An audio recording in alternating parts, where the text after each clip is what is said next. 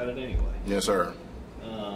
So I want to cover kind of three main areas. One, just talk a little bit about the community, explaining what it's about, and just why people are attracted to it, and then a little bit of before and after Doug and Diane of that, and then we're going to talk a little bit about this whole experience with the depositions at Wal-Mart, the persecution that kind of went on from some of the members who went through that. And you went through, it sounds like you went through a marathon. Yes, sir. Got it. Okay. You ready yet? Yep. Okay. All right.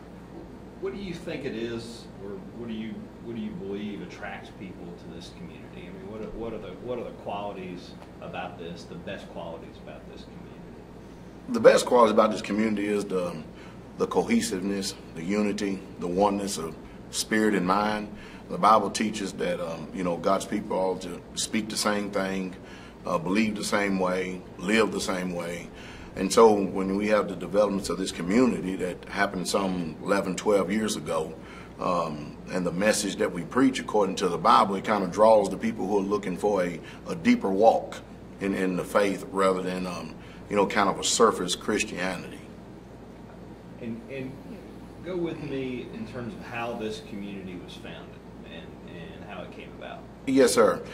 Some years ago, probably about 17 years ago, I was studying my Bible and asking God what to do. What do you want me to do? How should we be doing this thing? And he led me to the book of Acts, the inception of the Christian church in itself. And I found out in the book of Acts, the 2nd chapter, the 10th chapter, the 5th chapter, that there was common unity, and they had all things common, and no man had anything he called his own. So following that concept, I went ahead and started this community under the direction of the Holy Spirit, and just been led by him the whole way ever since. Got it. Now, talk to me a little bit about how productive, active, what doers Doug and Diane were before the accident, and then compare that to what they're able to do now. Well, both of them are what we call in the Army, kind of like special forces people. In other words, they were very outgoing, very active, always had to be doing something, always got to be doing something. They were not lethargic, lazy, in any way, shape, fashion, or form. But now, you know what I mean, post-accident, all that has changed. All that has changed because there's not a day that goes by that they're not in pain. They have pain, suffer pain every single day. They're very limited when it comes to their duties. They can't, like for instance, Diane, she can't carry loads like she used to at one time before.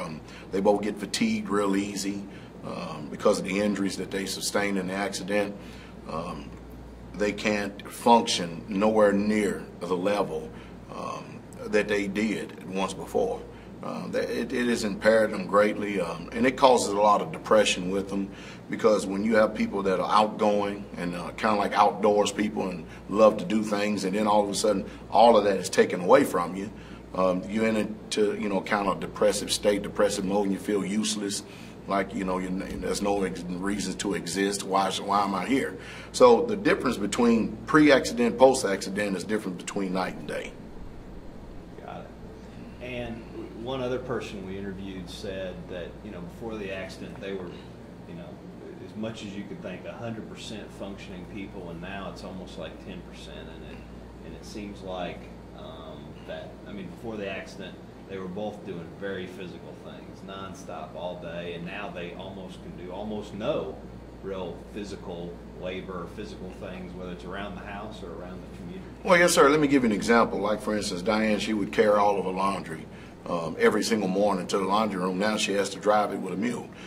She would fill up the Gatorade jugs, for the brother and the sisters, whoever were working out on the land, doing the garden, whatever. And of course, that's a two-man lift. And she would fill that up, carry it herself.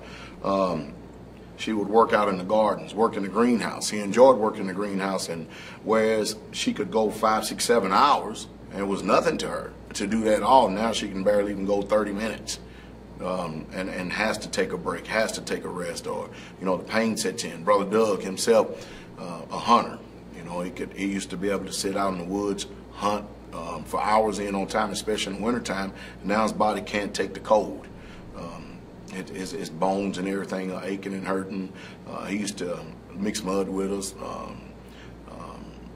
do roofing, a lot of framing, a lot of heavy lifting whenever you're a carpenter in your building. I would say now he could probably work no more than maybe an hour or two before he gets fatigued and his legs start swelling up, knees start swelling, his foot gets really, swelled up, and he has to go in and ice it.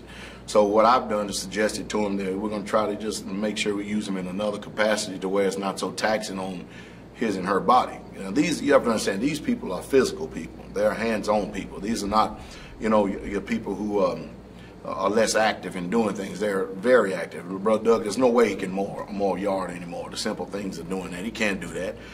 He can't go out and, his son is visiting. He can't go out and hunt anymore. So he has to find his niche now. He has to find what he can do and not hurt his body anymore. Well, let's focus a minute we've kind of covered what it means for them.